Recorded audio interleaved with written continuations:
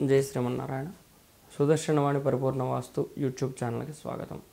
ప్రతి ఒక్కరూ కూడా చక్కగా ఈ సుదర్శనవాణి యూట్యూబ్ ఛానల్ సబ్స్క్రైబ్ చేసుకోండి. వాస్తుని గురించిన అనేకమైనటువంటి విశేషాలను తెలుసుకుందాం. అట్లాగే మీకు ఏమైనా సందేహాలు ఉన్నా కానీ కామెంట్ రాసి పంపించండి.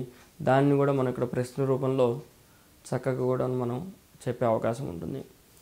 అయితే రుణం తొందరగా లభించాలి అంటే ఉత్తర ద్వారం అనేది ఉపయోగపడుతుందా? దాని గురించి ఆలోచిస్తే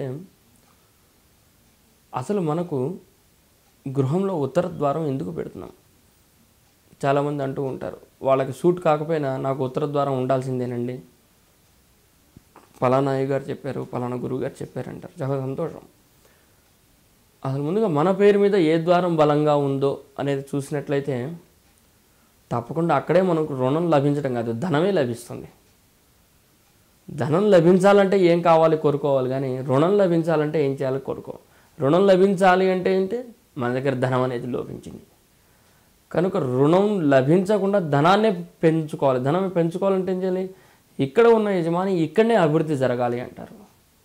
అంటే యజమాని అభివృద్ధి బలంగా ఉండాలంటే అప్పుడు మనకు ఉత్తర ద్వారం ఉపయోగపడుతుంది.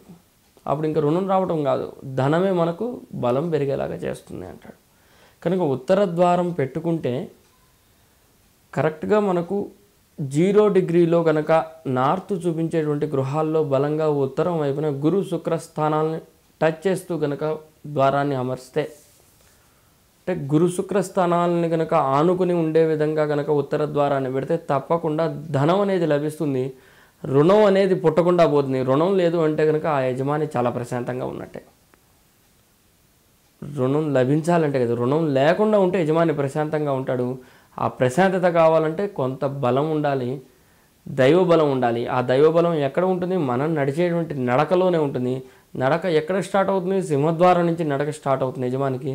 తద్వారా ఆ ఉత్తరముఖంగా ఉండే సింహద్వారం 0 డిగ్రీలో ఉండే విధంగా ఉంచి గురు శుక్ర స్థానాలు కనుక టచ్ చేసినట్లయితే శుక్రుడు భాగ్యకారకుడు, గురువు దైవకారకుడు, ఈ రెండూ కలిసినాయి అంటే కనుక ఉన్నతమైనటువంటి ధనయోగం లభిస్తుంది. దానినే రాజయోగం అని కూడా అంటూ ఉంటాం మనం జాతకాల్లో. కనుక అటువంటి రాజయోగాన్ని మనం పెంపొందించుకోవాలంటే ఉత్తర ద్వారాన్ని చాలా ఉన్నతంగా చూపించుకోవాలి. తద్వారా యజమానికి తిరుగులేనివంటి, ఆటంకం లేనివంటి అభివృద్ధి, అట్లాగనే వ్యాపారంలో అభివృద్ధి, అన్ని విధాలుగా కూడా బలం అనేది ఉంటుంది. ఆ తర్వాత ధనం అనేది యోగవంతంగా ఉంటుంది. వచ్చిన ధనం కూడా సక్రమంగా ఖర్చు పెట్టేటువంటి వ్యవస్థ అనేది గృహంలో అలవాటు అవుతుంది అంటాడు. కనుక ఉత్తర ద్వారాన్ని ఏర్పాటు చేసుకోండి, మంచి అభివృద్ధిని పొందుదాం. జై శ్రీమన్నారాయణ.